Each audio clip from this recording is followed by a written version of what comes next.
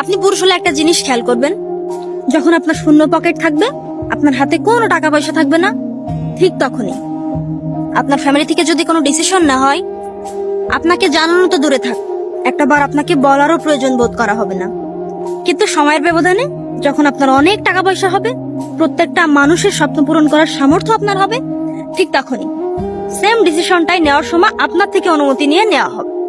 তাহলে বুঝতে পারছেন, পুরুষের টাকা না থাকলে নিজের পরিবারও মূল্যায়ন করতে চায় না। তাই সব চিন্তা বাদ দিয়ে অর্থ উপার্জন করতে শুরু করো, প্রত্যেকটা মানুষকে যাতে কিনতে পারো এমন একটা অবস্থায় যাও। শুধু শুধু ফ্যামিলির দেওয়া পেন নিচ্ছ, ফ্যামিলির প্রত্যেকটা বিষয় ইগনোর করতেছে, এগুলো বাদ দাও।